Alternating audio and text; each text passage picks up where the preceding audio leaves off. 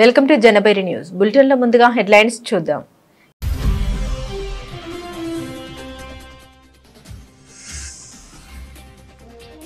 అందులో ప్రపంచ కప్ లో పాక్ ను ఓడించిన భారత అమ్మాయిలు అద్భుత ఫీల్డింగ్ తో ఏకంగా 7 రన్అట్ చేసిన భారత్.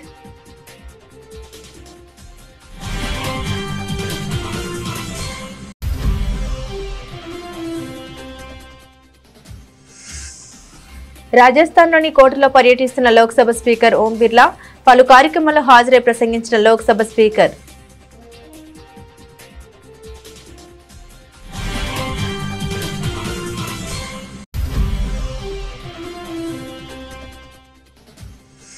పర్యటనలో భాగంగా హైదరాబాద్ చేరుకున్న ఉపరాష్ట్రపతి సిపి రాధాకృష్ణన్ ఘన స్వాగతం పలికిన గవర్నర్ జిష్ణుదేవ్ వర్మ, సీఎం రేవంత్ రెడ్డి, కేంద్ర మంత్రి బండి సంజయ్.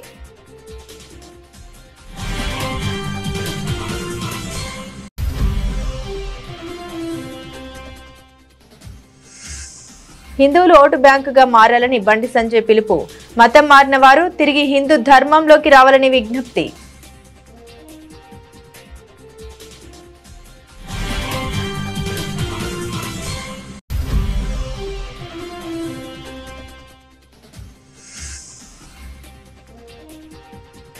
కాంగ్రెస్ పార్టీని ప్రభుత్వాన్ని ప్రక్షాళన చేయాలి. ఫిరాయింపు ఎమ్మెల్యేలు, నాయకులపై ఏఐసిసి కార్యదర్శి సంపత్ కుమార్ విమర్శలు.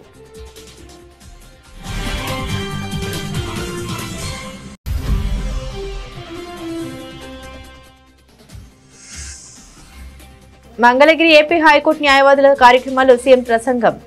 ఆర్థిక సంస్కరణ దేశ దిశనే మార్చేశాయన్న ముఖ్యమంత్రి.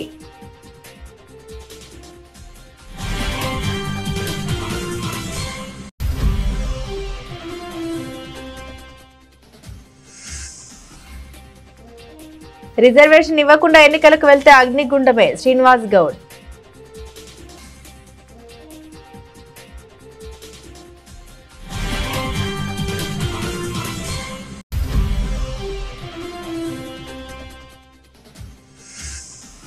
ఏపీ ప్రభుత్వ ఆర్థిక విధానాలపై వైసీపీ అధినేత జగన్ విమర్శ. పెరుగుతున్న అప్పులు, పడిపోతున్న మూలధన వ్యయంపై ఆందోళన.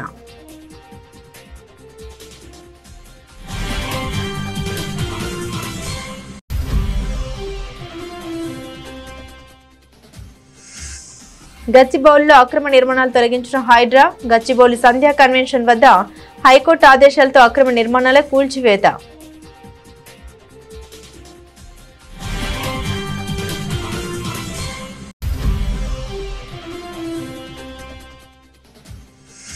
ముగిసిన ఆధ్యాత్మిక గురువు ధీరేంద్ర కృష్ణ శాస్త్రి చేపట్టిన ఏకతా పాదయాత్ర. సనాతన హిందూ ఐక్యతను ప్రోత్సహించడానికి నెలవారీ తీర్థయాత్ర నిర్వహించబడతాయని ప్రతిజ్ఞ.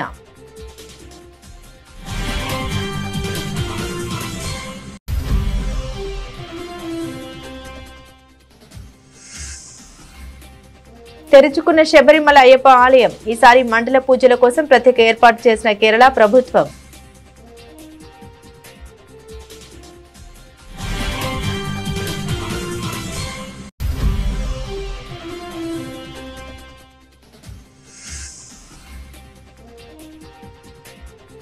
ఆంధ్ర కింగ్ తాలూకా రిలీజ్ డేట్ పై అప్డేట్. ఒకరోజు ముందుగా నవంబర్ 27న విడుదల.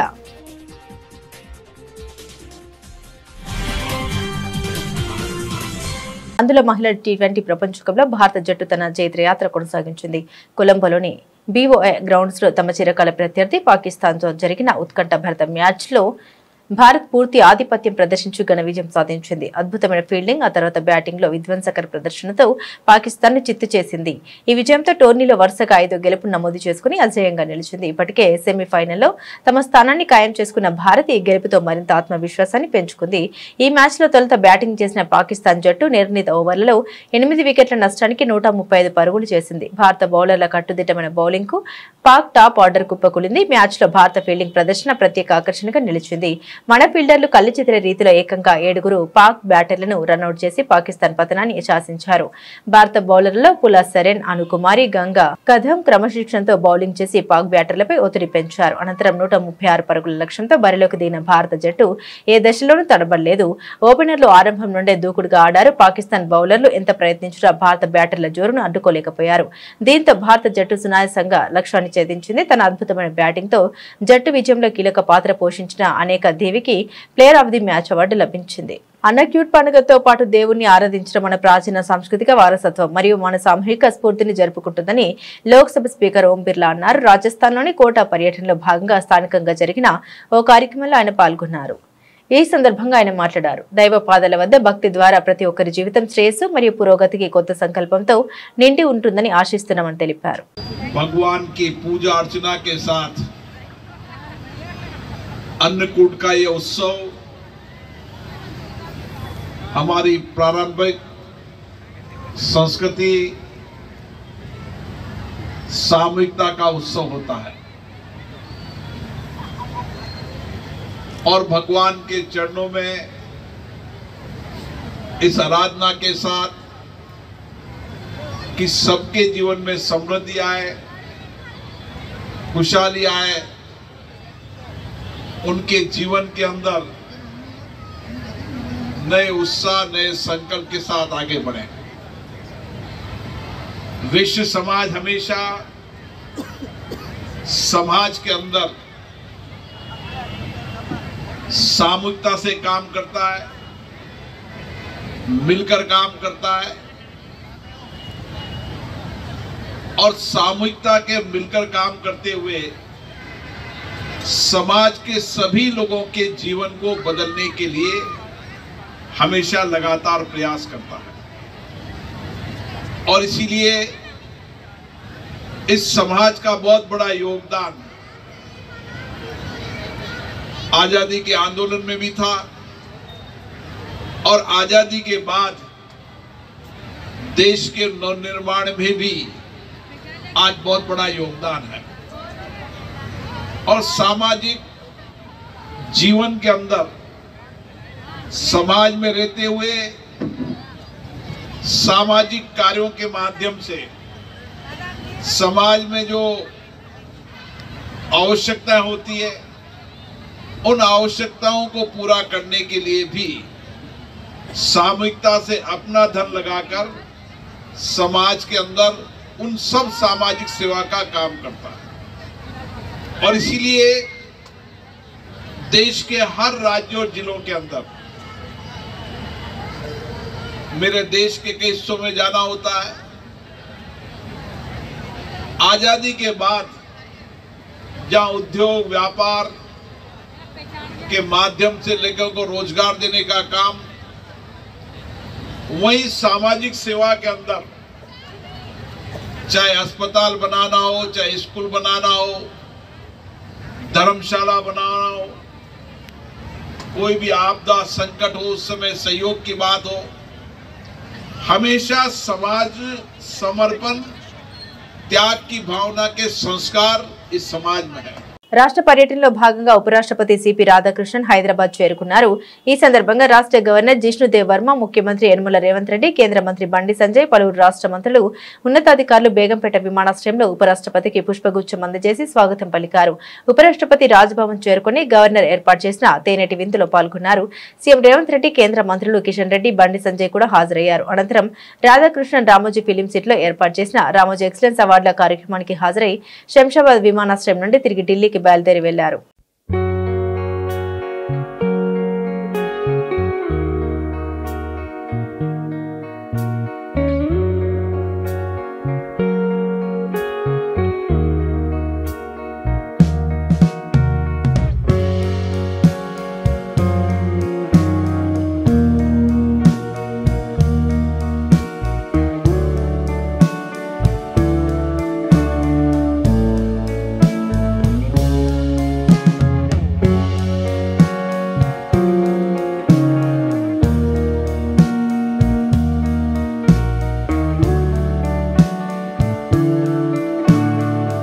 రాష్ట్రంలోని హిందువులంతా ఏకతాటిపైకి వచ్చి ఓటు బ్యాంకుగా మారాలని కేంద్ర మంత్రి బండి సంజయ్ పిలుపునిచ్చారు. జూబ్లీహిల్స్ ఉప ఎన్నిక ఫలితం తర్వాత హిందువుల్లో కసి పెరిగిందని, ఇకనైనా మేల్కొని ఐక్యత చాటాలని ఆయన అన్నారు. కుకట్పల్లిలో నిర్వహించిన కాపు కులస్తుల కార్తీక వన భోజనాల కార్యక్రమానికి ఆయన ముఖ్య అతిథిగా హాజరై ప్రసంగించారు. ఈ సందర్భంగా బండి సంజయ్ మాట్లాడారు. జూబ్లీహిల్స్ లో ముస్లింలకు కొమ్ము కాసే దుస్థితి ఏర్పడిందని విమర్శించారు. మతం మార్చుకోవడం అంటే దేవుళ్లను మోసం చేయడమేనని అన్నారు. తెలుగు రాష్ట్రాల్లో ఇతర మతాల్లోకి వెళ్లిన వారంతా ఘర్ వాపసీ ద్వారా తిరిగి హిందూ ధర్మంలోకి రావాలని కోరారు. అలాగే తిరిగి వచ్చే వారి కోసం హిందూ ధర్మ రక్షణ ద్వారాలు ఎప్పుడు తెరిచి ఉంటాయని హామీ ఇచ్చారు. హిందువుగా పుట్టడం గర్వకారణమని, హిందూ సనాతన ధర్మం ఎంతో గొప్పదని బండి సంజయ్ తెలిపారు. ఫస్ట్ మనం భారతీయులం. ఈ దేశంలో పుట్టడం గర్వకారణం. మనకు భారతీయులుగా పుట్టడం గర్వకారణం. దానిలో హిందువుగా పుట్టడం పూర్వజన్మ సుకృతం. మనకు కులం కోసం పనిచేయడం తప్పలేదు, కానీ కులం కోసం మాత్రమే పనిచేయద్దు.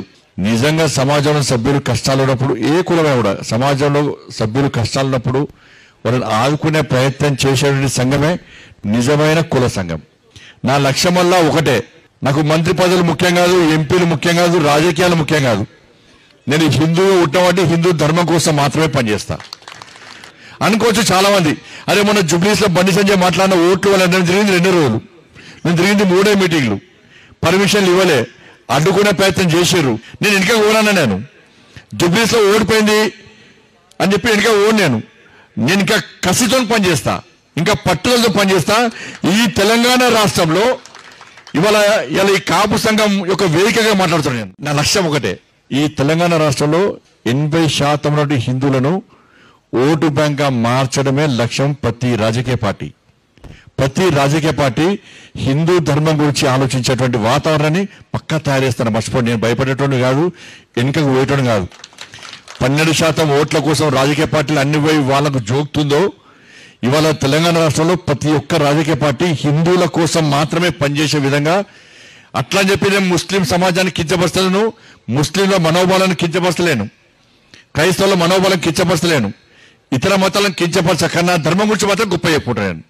దానిలో వెనుకలు పోయలేదు. దాని ధర్మానికి ఆపదొస్తే కష్టపడితే పక్కా హిందువుగా గర్జిస్తా, గాంధిస్తా, రోడ్డు మీద కొట్లాడతా. దానిలో ఏ మనవం లేదు. నేను ఏడిపోయినా గిదే ధర్మం గురించి చెప్తాను. నా గురించి వేరే ఆశించదు. నేను ఈ ధర్మం కోసం మాత్రమే పనిచేస్తాను.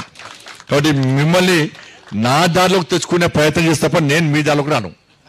ఈ తెలంగాణ రాష్ట్రంలో కానీ ఆంధ్ర రాష్ట్రంలో కానీ ఇలా పవన్ కళ్యాణ్ గారు సనాతన ధర్మం కోసం పనిచేస్తున్నాడు. ఇలా సమాజం అంతా కూడా, ఆంధ్రలో హిందూ సమాజం అంతా కూడా పవన్ కళ్యాణ్ గారు చెప్పేటువంటి సనాతన ధర్మం గురించి చెప్పేటువంటి విషయాన్ని తూచా తప్పకుండా పాటించి, ఎవరైతే ఇతర మతాలకు కన్వర్ట్ అయిన హిందువులందరూ కూడా, ఎవరైతే ఆంధ్రలో హిందువులందరూ కూడా ఇతర మతాలకు కన్వర్ట్ అయ్యారో, మారినరో, వాళ్ళందరూ కూడా పునరాలోచించే పరిస్థితి ఆంధ్రలో వచ్చిందంటే దానికి ప్రధాన కారణం పవన్ కళ్యాణ్ గారు సనాతన ధర్మం గురించి మాట్లాడడం. కాంగ్రెస్ ప్రభుత్వం అధికారంలోకి వచ్చి 2 ఏళ్లు పూర్తయిన నేపథ్యంలో ప్రభుత్వం పార్టీలోని అన్ని స్థాయిల్లో నాయకుల పనితీరును సమీక్షించుకుని ప్రక్షాళన చేయాల్సిన సమయం ఆసన్నమైందని ఏఐసీసీ కార్యదర్శి సంపత్ కుమార్ పేర్కొన్నారు. గాంధీ భవన్ లో ఆయన మాట్లాడారు. కాంగ్రెస్ పార్టీ అధికారంలోకి వచ్చిన తర్వాత వివిధ పార్టీల నుండి అనేక మంది కాంగ్రెస్ లో చేరి ప్రభుత్వంలో పార్టీలో పనిచేస్తున్నట్టు తెలిపారు. ఎన్నికల ముందు పీసీసీ అధ్యక్షుడిగా ఉన్న రేవంత్ రెడ్డి నేతృత్వంలో చేరిన వారు పదవులు అనుభవిస్తున్నప్పటికీ పార్టీ పటిష్టతకు ప్రయత్నించడం లేదని అభిప్రాయం వ్యక్తం చేశారు.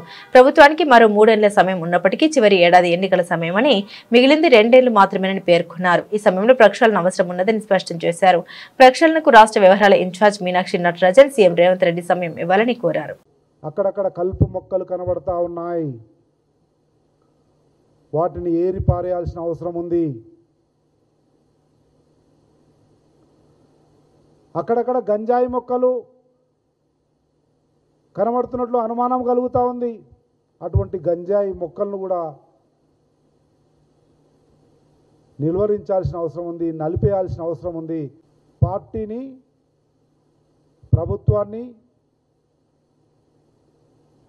రెండింటినీ సమన్వయపరచడంలో ఉండే అనేక వ్యవస్థలను ప్రక్షాళన చేయవలసినటువంటి అవసరం ఉంది. దయచేసి దాని మీద దృష్టి పెట్టవలసిందిగా విజ్ఞప్తి చేస్తూ ఉన్నా. ఆ రోజు అనేక వ్యక్తులను, శక్తులను కూలగట్టుకోవాలని అనేక మంది వచ్చిండ్రు. ఈరోజు అనేక స్థాయిల్లో పనిచేస్తూ ఉన్నారు. ఒక కాంగ్రెస్ వాదిగా చెప్తా ఉన్నా, చనిపోయే వరకు కాంగ్రెస్ పార్టీలోనే ఉండేవాడిగా చెప్తా ఉన్నా. ఆ రోజు ఎన్నికల సమయంలో రేవంత్ రెడ్డి నాయకత్వంలో పెద్ద ఎత్తున వచ్చిన, ఉప్పెనలా వచ్చిన కాంగ్రెస్ ప్రభంజనంలో గెలుస్తామనో అధికారం వస్తుందనో వచ్చిన వాళ్ళు ఉంటారు. మళ్ళీ రేపు 2-3 సంవత్సరాల తర్వాత పరిస్థితులు మారితే ఎక్కడుంటారో ఏమవుతారో తెలియదు. భారత రాజ్యాంగం ప్రపంచంలోనే అత్యున్నతమైందని డాక్టర్ బిఆర్ అంబేద్కర్ అత్యున్నత రాజ్యాంగాన్ని రూపొందించారని ఆంధ్రప్రదేశ్ ముఖ్యమంత్రి చంద్రబాబు పేర్కొన్నారు. ఒక సాధారణ వ్యక్తి మన దేశానికి ప్రధానమంత్రి కాగలిగారంటే అది మన రాజ్యాంగం కల్పించిన వెసులుబాటు వల్లే సాధ్యమైందని ఆయన పేర్కొన్నారు. భారత రాజ్యాంగం అమల్లోకి వచ్చి 75 సంవత్సరాలు పూర్తయిన సందర్భంగా మంగళగిరిలో ఏపీ హైకోర్టు న్యాయవాదుల ఆధ్వర్యంలో కార్యక్రమం నిర్వహించారు. ఈ కార్యక్రమంలో పాల్గొన్న ముఖ్యమంత్రి చంద్రబాబు మాట్లాడారు. ఆర్థిక సంస్కరణ దేశ దిశనే మార్చేశాయని చంద్రబాబు పేర్కొన్నారు. At one time, Hindu paper used to come. That is only the paper, trusted paper. After that, electronic media has come. Now social media has come. Social media, every person is an editor. Every person is a writer. They can write anything.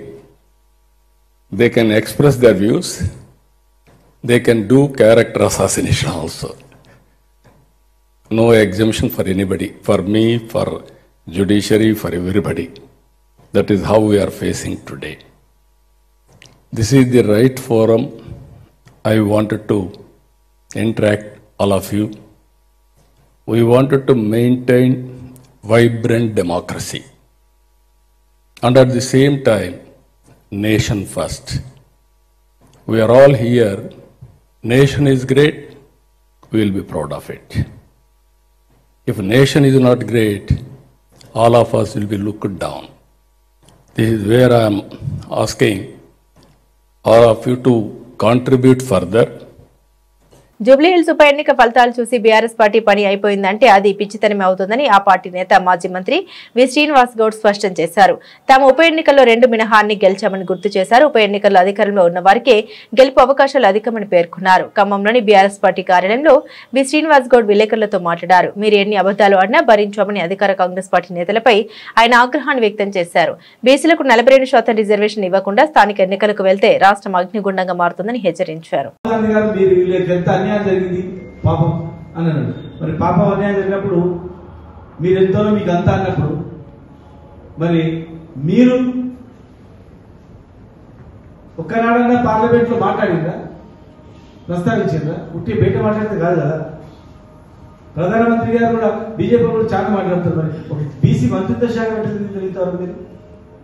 కనీసం ఇదేనా 42% రిజర్వేషన్ని ఖచ్చితంగా మీ ఇద్దరి చేతిలో ఉంది. మీరు ఏం చేస్తారో తెలియదు. కామారెడ్డి డిక్లరేషన్ లో చాలా చెప్పిన గొర్రెలకు 3 లక్షలు ఇస్తాము, ప్రతి మనిషికి బీసీఏ గ్రూప్ లో ముద్రాజనం కలుపుతాము, ఇంకా ఎన్నో చెప్పింది. దళితులకు, బీసీలకు 80% జనాభా గల వర్గాలకు ఎన్నో హామీ ఇచ్చారు. అందరు ఎదురు చూసేది 42% రిజర్వేషన్ కనుక దానికి చట్టబద్ధ కల్పించే ఇవ్వాలి. దాన్ని దాటేసి ఏదో సాకు చెప్పి జిమ్మికి చేయాలని చెప్పి ఎలక్షన్లు పెట్టాలని ప్రయత్నం చేస్తే మాత్రం ఎట్టి పరిస్థితుల బీఆర్ఎస్ పార్టీ ఊరుకోదు. పేద ప్రజల పక్షాన బీఆర్ఎస్ పార్టీ ఉన్నది. ఆనాడు ఎన్టీ రామారావు గారు బడుగు బలహీన వర్గాల వాళ్లకు రాజకీయంగా ఎదగడానికి ఎంతో మేలు చేసింది. ఈ రోజు వరకు కూడా ఆయన చనిపోయి 2 రోజులైనా కూడా ఇప్పటికి కూడా అరే బీసీలకు ఎన్టీఆర్ చేసిండ్రు రామారావు గారు అని చెప్పి మనం అనుకుంటాం. ఇలా బీసీలకు ఎవరు చేసినా మర్చిపోరు. ఇలా మేమున్నప్పుడు మేము మార్కెట్ కమిటీ రిజర్వేషన్ ఇచ్చినాం, ఎంతమందికి ఎమ్మెల్సీకి ఇచ్చినాం. ఎంపీలు 4 ఉంటే 2, 4 8 ఉంటే 4 బీసీలకి రాజ్యసభ మెంబర్లు కూడా జరిగింది. అట్టడి వర్గాలకు ఎంతో సాయం చేయడం జరిగింది. మరి పార్లమెంట్ లో బిల్లు పాస్ చేసి చట్టబద్ధ కల్పించాలంటే మాకు సరైనటువంటి ప్రాతినిధ్యం లేదు. ఢిల్లీలో ప్రాంతీయ పార్టీ, ఇది జాతీయ పార్టీ కనుక మీరు అన్నారు కనుకనే ఇమ్మీడియట్ గా అదితే బాగుంటుందని చెప్పి కేటీఆర్ గారు, కేసీఆర్ గారు మరి అసెంబ్లీలో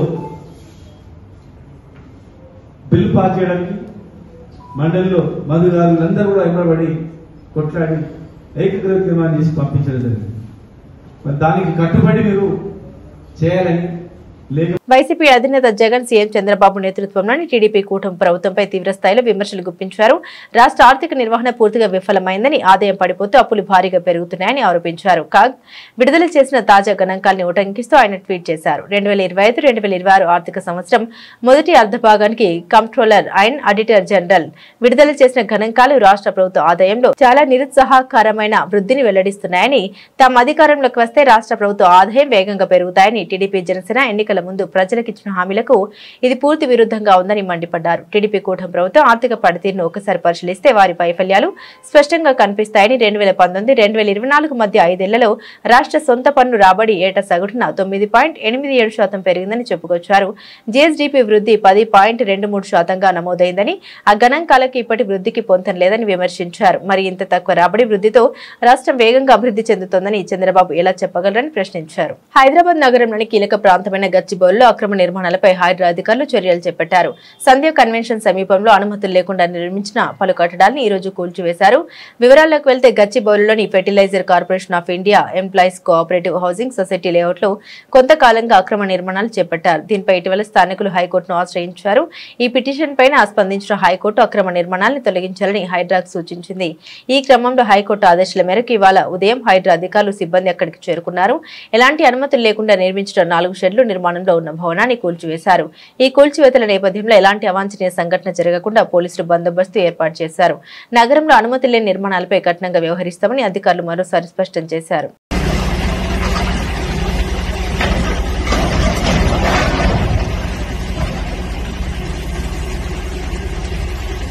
ఆధ్యాత్మిక గురువు ధీరేంద్ర కృష్ణ శాస్త్రి చేపట్టిన ఏకతా పాదయాత్రలో ముగిసింది. బృందావన్లోని బాంకే బిహారీ ఆలయ దర్శనంతో తన ఉత్సవ పాదయాత్ర ముగించారు. తన సనాతన హిందూ ఏకతా పాదయాత్ర 2025 గురించి ఆధ్యాత్మిక గురువు ధీరేంద్ర కృష్ణ శాస్త్రి మాట్లాడారు. ఏకతా పాదయాత్ర ఫలితంగా ఒక చారిత్రాత్మక చొరవ ప్రారంభమైందని, ప్రతి గ్రామంలో సనాతన హిందూ ఐక్యతను ప్రోత్సహించడానికి నెలవారీ తీర్థయాత్రలు నిర్వహించబడతాయని ప్రతిజ్ఞ చేశామని తెలిపారు.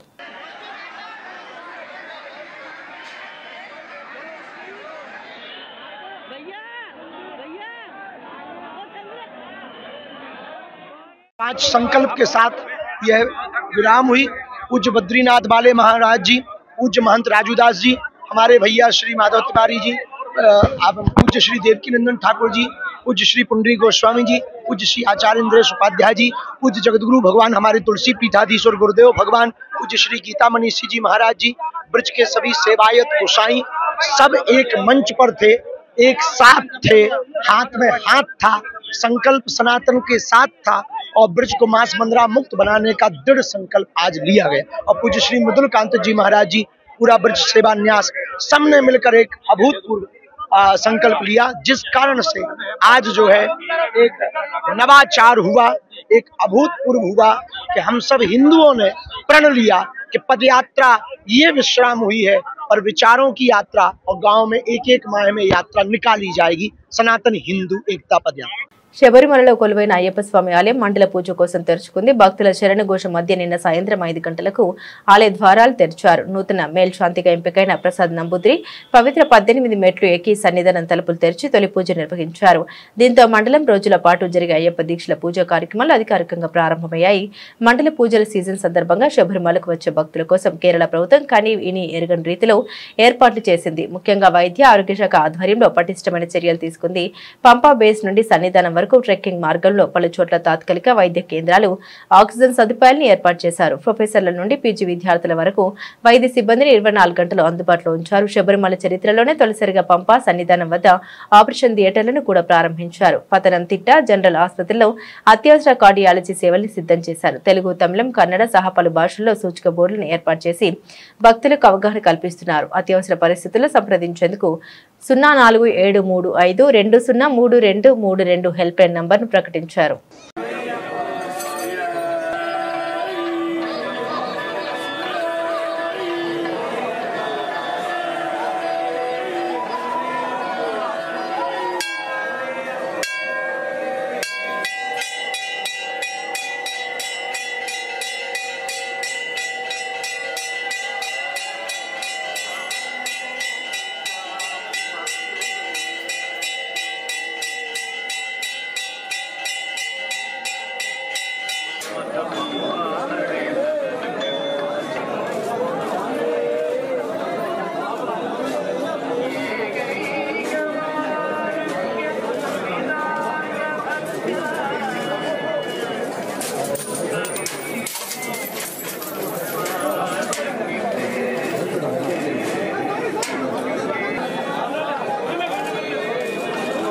ఎనర్జెటిక్ స్టార్ రామ్ పోతినేని నటిస్తున్న తాజా చిత్రం ఆంధ్ర కింగ్ విడుదల తేదీలో మార్పు చోటు చేసుకుంది. ఈ సినిమాను ముందుగా ప్రకటించిన తేదీ కంటే ఒకరోజు ముందుగానే ప్రేక్షకుల ముందుకు తీసుకురానున్నట్లు చిత్ర నిర్మాణ సంస్థ మైత్రి మూవీ మేకర్స్ అధికారికంగా ప్రకటించింది. మహేష్ బాబు పి దర్శకత్వం వహిస్తున్న ఈ చిత్రాన్ని నవంబర్ 28వ తేదీన విడుదల చేయనున్నట్లు గతంలో తెలిపారు. అయితే తాజాగా విడుదల తేదీలో మార్పు చేస్తూ నవంబర్ 27నే థియేటర్లోకి తీసుకొస్తున్నట్లు కొత్త పోస్టర్ ద్వారా వెల్లడించారు. ఈ సినిమాలో రామ్ సరసన భాగ్యశ్రీ భోర్సే హీరోయిన్ గా నటిస్తుండగా ప్రముఖ నటుడు ఉపేంద్ర ఒక కీలక పాత్రలో కనిపించనున్నారు. అనుకున్న తేదీ కంటే ఒకరోజు ముందుగానే సినిమా విడుదల కానుండడంతో రామ్ అభిమానులు ఆనందం వ్యక్తం చేస్తున్నారు. గత కొంతకాలంగా వరుస పరాజయాలతో సతమతమవుతున్న రామ్ ఈ సినిమాతో తప్పకుండా విజయం సాధించాలని పట్టుదలగా ఉన్నారు. ఇప్పటికే విడుదలైన గ్లిమ్స్ పాటలు సినిమాపై అంచనాలు భారీగా పెంచాయి. ఈ నేపథ్యంలో రామ్ కెరీర్ కు ఈ చిత్రం ఎంతో కీలకంగా మారింది. బులెటిన్ ముగించే ముందు హెడ్లైన్స్ మరోసారి.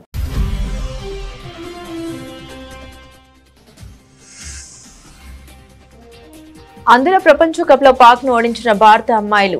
అద్భుత ఫీల్డింగ్ తో ఏకంగా 7గురిని రన్అట్ చేసిన భారత్.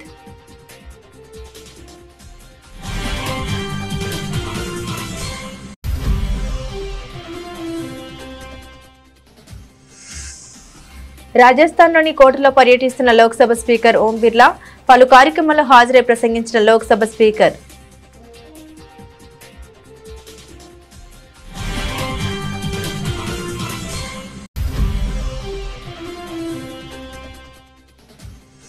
పర్యటనలో భాగంగా హైదరాబాద్ చేరుకున్న ఉపరాష్ట్రపతి సిపి రాధాకృష్ణన్. ఘన స్వాగతం పలికిన గవర్నర్ జిష్ణుదేవ్ వర్మ, సీఎం రేవంత్ రెడ్డి, కేంద్ర మంత్రి బండి సంజయ్.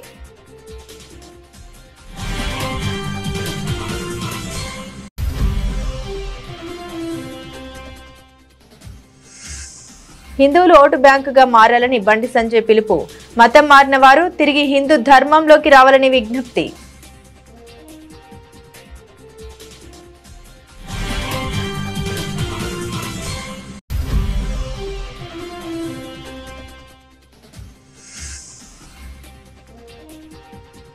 కాంగ్రెస్ పార్టీని ప్రభుత్వాన్ని ప్రక్షాళన చేయాలి. ఫిరాయింపు ఎమ్మెల్యేలు, నాయకులపై ఏఐసీసీ కార్యదర్శి సంపత్ కుమార్ విమర్శలు.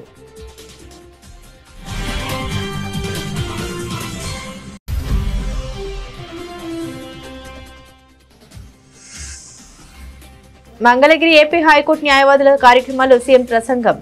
ఆర్థిక సంస్కరణ దేశ దిశనే మార్చేశాయన్న ముఖ్యమంత్రి.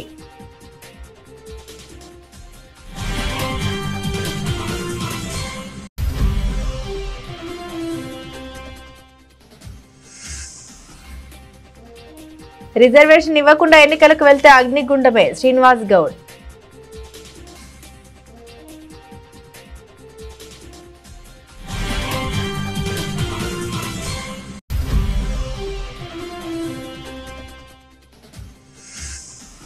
ఏపీ ప్రభుత్వ ఆర్థిక విధానాలపై వైసీపీ అధినేత జగన్ విమర్శ. పెరుగుతున్న అప్పులు, పడిపోతున్న మూలధన వ్యయంపై ఆందోళన.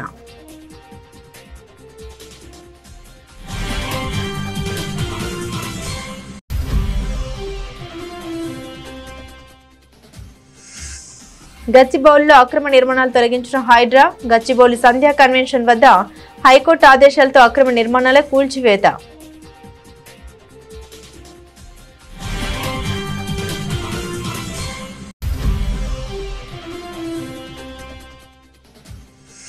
ముగిసిన ఆధ్యాత్మిక గురువు ధీరేంద్ర కృష్ణ శాస్త్రి చేపట్టిన ఏకతా పాదయాత్ర.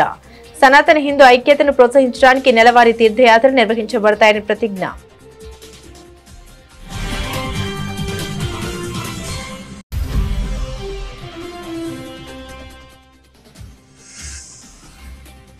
తెరుచుకున్న శబరిమల అయ్యప్ప ఆలయం. ఈసారి మండల పూజల కోసం ప్రత్యేక ఏర్పాటు చేసిన కేరళ ప్రభుత్వం.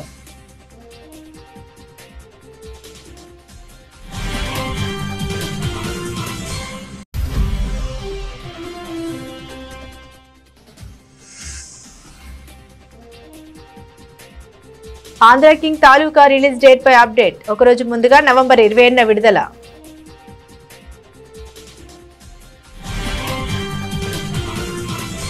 ఇవి బులెటిన్లోని విశేషాలు. తిరిగి మరో బులెటిన్తో మళ్ళీ కలుసుకుందాం. అంతవరకు సెలవు, నమస్కారం.